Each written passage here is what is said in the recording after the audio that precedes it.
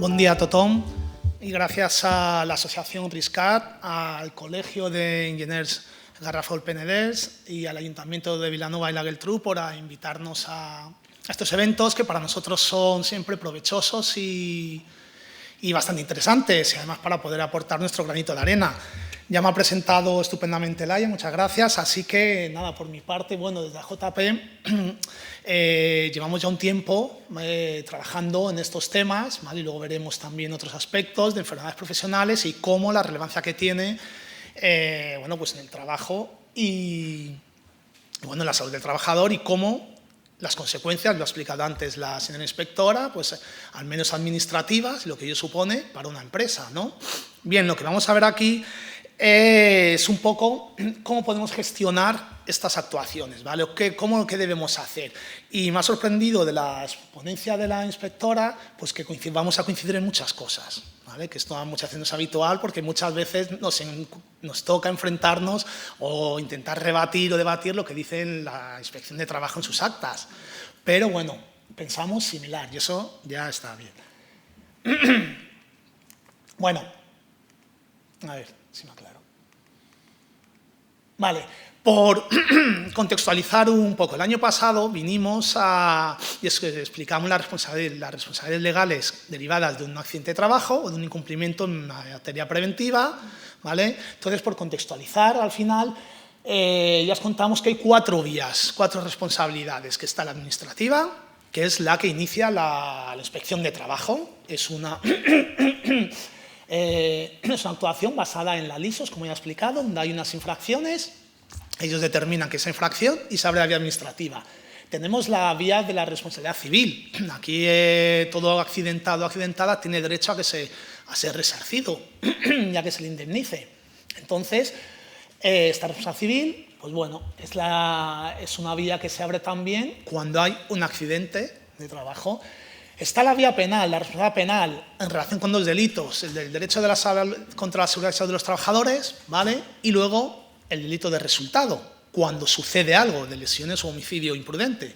Y por último está el recargo de prestaciones. Bien, todas estas vías o responsabilidades, ¿vale?, derivan de un accidente de trabajo, de un incumplimiento de prevención de riesgos laborales. Y si os acordáis, y si no lo recordamos ahora mismo, pues todas ellas se abren cuando hay un accidente de trabajo, cuando hay un incumplimiento de obligaciones o en ambos casos, ¿vale? Ahí tenéis cuál sería un poco la línea de cada uno. Todas son compatibles y, efectivamente, si se abre la vía penal, ¿se puede paralizar las demás? Sí, menos el recargo de prestaciones, que normalmente no se paraliza. Pero entonces, al final, cuando hay un incumplimiento de prevención de riesgos laborales, podemos vernos en muchos problemas, ¿vale? Entre ellos la vía penal, que es la que va contra la propia persona y contra nosotros, y es la que a mí más me preocuparía, porque el resto van para la empresa, es dinero, es la empresa. ¿Que puede cerrar la empresa? Sí, un recargo de prestaciones puede cerrar una empresa, pero no te lleva a prisión. Entonces, pero bueno, con independencia de todo ello, estamos hablando de prevención, y lo que hay que intentar es no llegar a ese incumplimiento de prevenciones. Hablamos de accidente de trabajo, y en el caso de enfermedades profesionales no cambia nada. Es lo mismo, están las mismas vías. Una enfermedad profesional puede dar lugar a una vía penal, por supuesto, y puede dar lugar a un recargo de prestaciones si es que hay una prestación reconocida, y dar lugar a una vía de actuación administrativa, como ha comentado la inspectora de trabajo, y a una vía civil donde se va a indemnizar a ese trabajador, a esa trabajadora. ¿Cuál es la diferencia entonces entre una u otra que hay que tener en cuenta? Primero, el inicio. No inician igual, ¿vale? El accidente de trabajo, cuando hay un accidente de trabajo, lleva la policía judicial o los Mossos, la Ertzaintza, el organismo que corresponda, ¿vale?, al escenario. Va a la inspección de trabajo con su gabinete regional de seguridad y salud. Va a la ambulancia, a los servicios sanitarios. A partir de ahí se abren de oficio la administrativa y la vía penal. La vía penal porque tanto la policía judicial como la ambulancia al final notifican a la Fiscalía que ha habido un accidente de trabajo, y entonces la Fiscalía abre la investigación del accidente. Ya veremos en qué acaba, pero abre una vía y abre la administrativa, y si tenemos un accidente, pues tenemos que se abrirá seguramente la vía civil de indemnización, ¿vale? ¿Qué sucede con una enfermedad profesional? En una enfermedad profesional no va a ir la policía al escenario porque no hay un escenario inicial, no va a ir un servicio, no va a ir una ambulancia. No, es decir, el inicio es a partir de una incapacidad reconocida, de una denuncia, de un particular, pues porque, claro, antes de llegar a esto es verdad que está el trámite de la mutua, reconocimiento, no me lo reconocen, me da la incapacidad, no me lo dan. Bueno, pues al final el particular, si está en contra, denuncia a la Inspección de Trabajo o pide a la Seguridad Social y entonces, o si hay un fallecimiento por enfermedad profesional. Y a partir de ahí se abren las vías que hemos comentado, ¿vale? Los sindicatos también pueden denunciar. De hecho, tenemos casos nosotros en el que es el sindicato el que está promoviendo que se ha abierto responsabilidad penal y a partir de ahí se ha abierto la civil y la administrativa por enfermedad profesional, oye, exposición a, luego hablaremos de contaminantes químicos. Entonces, bueno, que tengáis claro, porque es importante que el inicio es distinto y por tanto, si el inicio es distinto, la gestión es distinta también, porque ya no va a haber nadie que vaya a hablar con la policía. Nadie, la Inspección de Trabajo podrá requerir entrevistas en su visita o no, pero ya no es igual que si va al escenario del accidente, donde la gente que está ahí es la que va a dar su opinión, se va a tomar notas, su interrogatorio y todo eso luego tiene su relevancia, ¿vale? Entonces, teniendo en cuenta ese inicio, la Inspección de Trabajo va a participar porque va a hacer su investigación. Se le va a requerir, pues la Seguridad Social, oye, tengo esta denuncia, hay que investigar si hay enfermedad profesional, si procede o no. Y va a hacer una visita a la empresa, lo ha comentado antes la inspectora, va a hacer su visita a la empresa, entrevistas, su análisis documental, os ha relacionado toda la documentación que va a pedir y de ahí va a hacer su informe de investigación. Podrá hacer su requerimiento y su propuesta de acta de infracción y, por supuesto, su propuesta de recargo de prestaciones, que muchas veces van unidas, porque tiene lógica. Si yo detecto un incumplimiento, una infracción de prevención de riesgos laborales, que está y te sanciono porque está relacionada con el accidente, hay un nexo causal. Por tanto, el recargo de prestaciones casi al 90% que lo voy a proponer a la vez, ¿vale? Bien, entonces, bueno, porque lo tengáis esquematizado, pues se judicializa la enfermedad profesional también y se puede llegar a procedimiento penal y, bueno, pues ya sabéis, como os he comentado, cómo funciona esto. Procedimiento administrativo, recargo, civil, que está integrado en el procedimiento penal, bueno. Se abren todas las vías, pero hay que tener en cuenta que no sé de la misma manera, ¿vale? Pero se puede llegar más tarde o más temprano. La diferencia también para defenderse una empresa, ¿cuál es? Pues que cuando le notifican que hay una enfermedad profesional, no es cuando hay un accidente de trabajo. Yo si tengo una empresa y hay un accidente de trabajo, ya me pongo en situación que todo esto se va a abrir, todo esto va a venir y me voy a preparar. Voy a llamar a los abogados, si ha muerto, voy a intentar indemnizar a la familia, a ver cómo está la familia, hacer lo que comentamos el año pasado sobre los protocolos, ¿no? De cómo hay que tratar todo esto. Vamos a ir a la Inspección de Trabajo, le vamos a dar un informe más exhaustivo que un Delta, pero también nos tiene que dar un poco más de tiempo para que en 48 horas no tener un informe, que necesitamos al fabricante, al especialista, a todos, ¿vale? Que nos digan qué ha sucedido, qué ha investigado. Ellos tienen 9 meses, pues oye, nosotros que menos que un mesecillo para hacer una investigación exhaustiva de verdad, ¿vale? Que nos diga cómo evitar el accidente y qué medidas proponer. Bien, pues, ¿qué mecanismos podemos tener? Hay que tener en cuenta también muy claro, cuando hablamos de enfermedades profesionales, yo no voy a hablar del concepto iuris et de iure, como se habla, ¿vale? Porque es verdad que si no, no habría casi defensa. Pero en las enfermedades profesionales se pueden defender y acreditar que no viene derivada de la empresa. Pero hay que partir de que, como sobre todo en el ámbito social, el empresario es culpable. Y esto es así.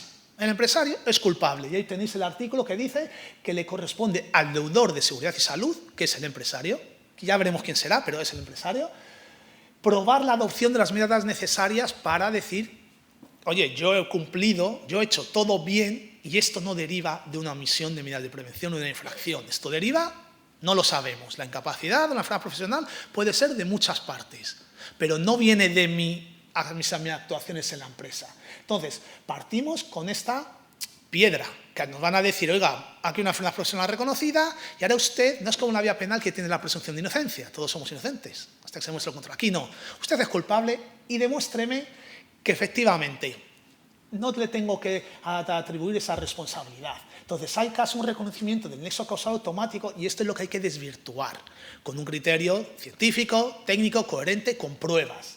¿Vale? Hay que demostrar que la empresa ha cumplido sus obligaciones, en este caso hablamos de enfermedades profesionales, pues en relación con los agentes que hayan dado lugar a esa enfermedad profesional, sean físicos, químicos, ergonómicos, psicosociales, etc. ¿Vale? Entonces, teniendo todo esto en cuenta, que lo primero que se nos ocurre, que es mi conclusión final, es que hay que hacer prevención, ¿vale? Hay que hacer prevención. Y claro, hay que hacer prevención cumpliendo la normativa y todos los reales decretos que la desarrollan, que hay muchísima, y al final, pues prevención es esto, ¿no? Que es lo que también comentaba el inspector de trabajo y que muchos haréis en vuestras empresas, que es hacer evaluaciones de riesgos, ¿vale? Pero hacerlas bien. Hay que hacer estudios higiénicos, por supuesto, hay que hacer mediciones. No podemos decir que hay ruido si no tengo un valor objetivo, porque puede ser ruidoso para mí, pero no para los demás. Equipos de protección colectiva, los individuales también. Aquí tienen mucha relevancia los equipos de protección individual en las enfermedades profesionales, sobre todo por agentes químicos, porque al final pues, hay que utilizar buzos, mascarillas, guantes, etcétera. Limpieza, lavandería, almacenamiento de los productos, señalización, formación, información, las fichas de datos de seguridad, vigilancia de la salud, ¿vale? Seguimiento y control de todo ello. Y por último, y esto ya es una cuña hacia nosotros, ¿no? También contar con especialistas, no solo con el perito técnico, sino con peritos médicos. Son muy importantes en las enfermedades profesionales el perito médico, porque al final estamos hablando de patologías, de cómo afectan a la salud. Y en eso todos los técnicos de prevención podemos saber, pero si eres médico, sabes más que nadie de la salud, ¿no? Entonces, bueno, estas son las herramientas a grosso modo, que tiene que tener la empresa, ¿no? En las que debe trabajar. En cuáles nosotros nos queremos hacer más hincapié, porque es al final, cuando te encuentras una demanda por enfermedad profesional o hay un juicio, al final siempre acá se acaban mirando las mismas cosas o determinando si hay formación o no, la evaluación de riesgos, por supuesto, pero más que la evaluación de riesgos, las evaluaciones higiénicas, qué mediciones se han hecho. Efectivamente hay polvo, efectivamente hay sílice, efectivamente hay exposición o no hay exposición. Las protecciones colectivas, sistemas de extracciones, la organización de trabajos también son muy importantes. Los EPIs, equipos de protección individual, también, ¿vale? Entonces vamos a ir viendo un poco, porque no me quiero tampoco enredar en todo ello, los puntos más claves. Las evaluaciones de riesgo son fundamentales, ¿vale? Tienen que estar bien hechas, con su puesto de trabajo y en su puesto de trabajo los riesgos que tengan, ¿vale? Y en este caso, que hablamos de enfermedades profesionales, las mediciones. Y hay que hacer mediciones y aquí hay que ser muy preventivo, muy proactivo. No vale reactivo, porque entonces luego veréis un ejemplo que la reacción está muy bien, pero no para el inicio o cuando se determina. Y si hay que hacer estudios de partículas aerotransportadas, pues hay que hacerlas, porque a veces alguien dirá, el polvo se mueve, o el contaminante va de aquí a la otra nave 100 metros allá. Oiga, esto no es posible. Bueno, aquí está. Ahora usted demuéstreme que no lo ha hecho. Pues bueno, hay que hacer mediciones y estas tienen que estar hechas, pues lógicamente por entidades acreditadas, como puede ser de otro modo, con el control en el origen, medio, persona, y tener en cuenta conductas de riesgo y el uso de EPIs, ¿vale? Muy importante la vigilancia de la salud, fundamental en estos aspectos de enfermedades profesionales. La vigilancia de la salud, lo ha comentado antes la inspectora, hay que hacer una memoria y un programa de vigilancia de la salud, pero claro, antes de llegar a eso, ese programa, esa memoria, para que estén bien hechos y explique que han tenido todo en cuenta, tienen que tener una evaluación de riesgos recibida. Y si esa evaluación de riesgos está bien hecha e identifica los puestos, los productos químicos, las posibles combinaciones, etcétera, etcétera, ¿vale? El servicio médico, el servicio médico del trabajo, establecerá sus protocolos sanitarios y sus pruebas pertinentes, ¿vale? Incluso debiera en ese programa, si son memorias, decir, oiga, tengo esta evaluación y relacionar los estudios, porque eso muchas veces luego ayuda para dar esa coherencia frente a en un juzgado y decir, mire, es que el servicio médico lo tiene en cuenta y esto está bien hecho y tenemos un círculo y es coherente. Y aquí tenemos estos riesgos, identificamos estos protocolos, se hace la vigilancia de la salud, nos da un certificado médico laboral, de aptitud médico laboral. Si es apto durante una trayectoria, pues, oye, la empresa a lo mejor no puede hacer nada más, porque a la empresa le llega ese apto, o ese no apto, o esas restricciones. Pero si a mí me llega apto, yo no puedo saber que tienes una alergia, ¿no? Las alergias que a día de hoy se están dando muchas, pues muchas veces la alergia, oiga, yo tengo todo aptos, y te establezco los protocolos. ¿Esta alergia viene del trabajo? A lo mejor viene de otro lado. ¿Vale? Nadie va a negar que este trabajador tiene esta alergia o problemas respiratorios o lo que queráis.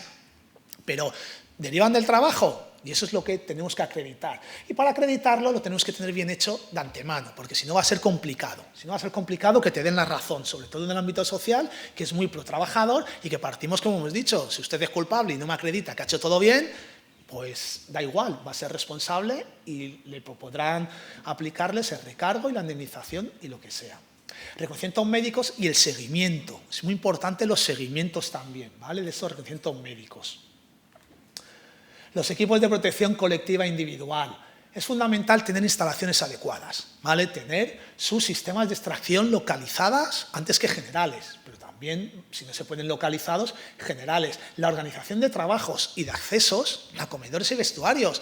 No es tan descabellado, y esto recientemente, a finales del año pasado, a un taller de Madrid, de público, y sale el pintor de su cabina, pintor y pinturas de imprimación, etcétera, se quita muy bien sus EPIs, los deja, los desechables, y según sale del taller, pasa por el comedor y va a comer. Pues hombre, a lo mejor la ruta tiene que ser distinta, porque tendrás que pasar antes por el vestuario, asearte, te pongo el comedor antes que el vestuario que está más lejos. Pues esa organización de trabajos, que parece muy básica muchas veces, pues no se tiene, pero es lo suyo. Por ejemplo, lo de ahora los bomberos en la Comunidad de Madrid lo que están haciendo es, en los parques, ese itinerario. Se entra por aquí, ropa contaminada, me lo quito, tal, me ducho, me lavo, todo, y ya accedo a la zona limpia, que es la casa, el parque y el resto.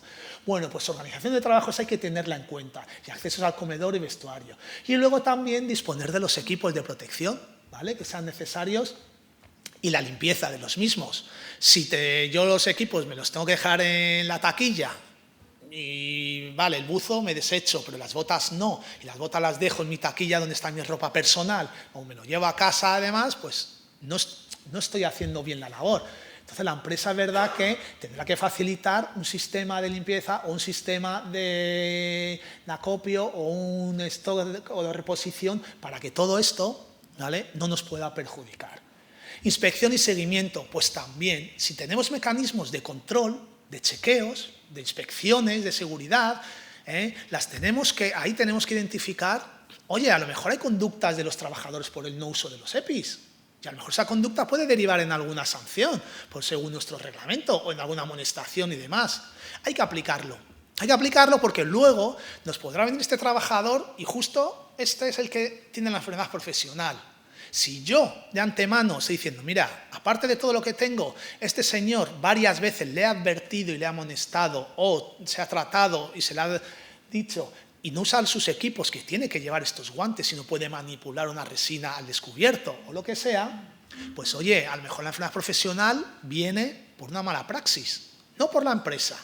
¿Vale? O sea, aquí lo que hay que hacer es acreditar lo que se hace y que se haga la justicia. Y la justicia es, si está todo bien, lo que corresponda. ¿Vale? Y por último, como os comentaba, especialistas en la materia. En este caso, el perito médico es fundamental. Un perito médico que sepa de esa enfermedad, que pueda investigar, que pueda hablar con los médicos de la mutua, que pueda contradecir a los médicos, que aporte un dictamen al respecto y que lo ratifique, lógicamente, que lo explique. ¿Vale? Muchas veces esta figura que, insisto, muchas veces nosotros vamos a los juicios de enfermedades profesionales y la empresa no ha contado con un perito médico, pues claro, son más caros también, pues sí, pero una buena defensa pues a lo mejor no tiene precio, pero eso ya, ¿no?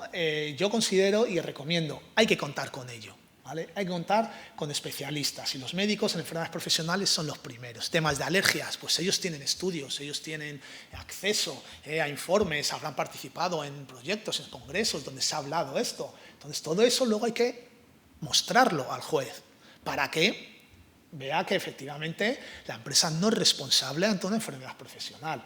¿Vale? Bien, con todo esto, ¿qué sucede? Pues aquí vamos a poner ejemplos. ¿Vale? Vais a ver algunos ejemplos, tanto para bien como para mal, para que no solo que veáis que hay éxito siempre, no, todo lo contrario, en las enfermedades profesionales es muy difícil al final que no derive la responsabilidad en la empresa, y esto es debido a lo que os comentaba antes, a que hay que ser muy proactivo y hay que hacer prevención y cumplir con lo que nos dice la normativa, y lo que habéis visto que decía la inspectora, mediciones, evaluaciones, si las tengo, ya tengo una prueba para ver si tengo o no tengo exposición. Bien, en este ejemplo, esto es en Pamplona, indemnización de daños y perjuicios, y esto es encimeras de Silestone. No tiene nada que ver, ¿no?, con la famosa empresa y el juicio que ha habido hace poco y demás, pero hay otras empresas que también se dedican a esto. Y aquí la empresa era muy chiquitita, 10 trabajadores, pero lo tenía todo muy bien organizado. Y entonces aquí acreditamos que el montador, que fue el que falleció, ¿vale?, no estaba expuesto al sílice de las encimeras. Y esto lo acreditas como, primero, la evaluación de riesgos. Mira, ahí creo que lo pone arriba en la sentencia. No está expuesto. En los puestos de montadores de encimeras, en los domicilios, no puede haber exposición a polvo de sílice. ¿Por qué? Pues vamos a explicar el por qué. Pues porque, mire, lo primero, fuera de la fábrica, el montador solo monta. Y monta, y esto viene con una ingeniería, viene las medidas y pone, y encaja. ¿Vale? Y si hay alguna cosita que repasar o demás, esos copetes famosos, porque hay que cortar, a lo mejor, pues lo cortan, pero con sus equipos de protección, en un exterior. Entonces acreditamos que, mire, un montador no hace más de 3 montajes al día de forma productiva, no está más de 20 segundos cortando lo que pueda ser ese copete, porque cada copete tardaba 6 segundos de media, se hacen vídeos, se acredita, todo. Oye, pues al final lo sentimos por ese trabajador, pero no es responsabilidad de la empresa. La empresa no tiene que pagarle recargo ni demás, porque él ya ha hecho bien las cosas y lo ha acreditado, ¿vale? Claro, aquí tenía muy bien diferenciado quién es montador y quién está en la fábrica, y eso que son solo 10. Entonces, oiga, si usted entre sus funciones no corta, usted solo corta copete, se ha acreditado en este tiempo mínimo y encima usa ese equipo de protección y está establecido y se hacen mediciones, etcétera, etcétera, etcétera, pues aquí no hay incumplimiento de prevención, ¿vale? Bien, ¿esto es así siempre? No.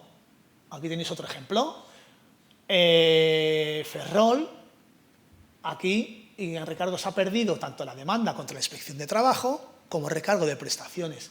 ¿Por qué? Pues fijaros, siendo una empresa que se dedica, esto es por resinas epoxi e isocianatos, ¿vale?, que son contaminantes que están a la orden del día, que no son tan claros, pero es verdad que si tú tienes resinas epoxi en tu empresa, lo lógico podría ser que venga de ahí.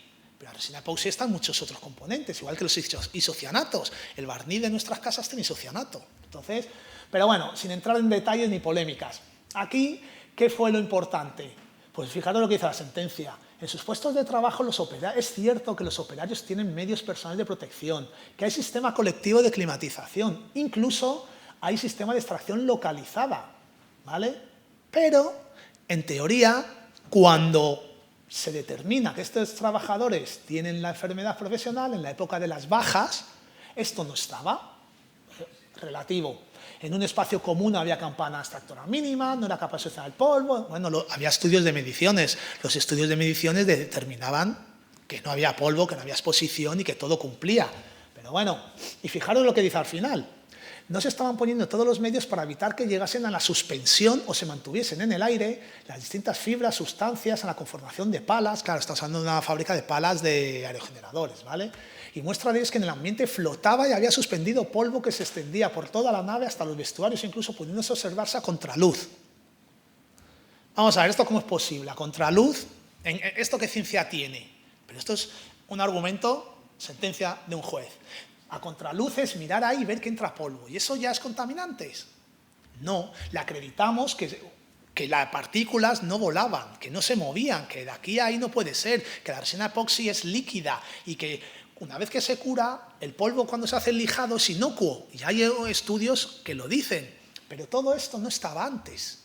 Y como no estaba antes, pues en este caso, quizás la inspección de trabajo, quizás que lo que fuera, tendrían esta conclusión. Y esta conclusión el juez, pues ya la toma suya. Y como, sí, muy bien, tienes todo y lo has hecho ahora todo, pero ya hace 3 años, ¿eres capaz de acreditarme? Hace más que de aquí no pasaba el polvo aquí. Le puedes decir que sí. A día de hoy mira lo que sucede y no ha cambiado nada, pero en ese momento no.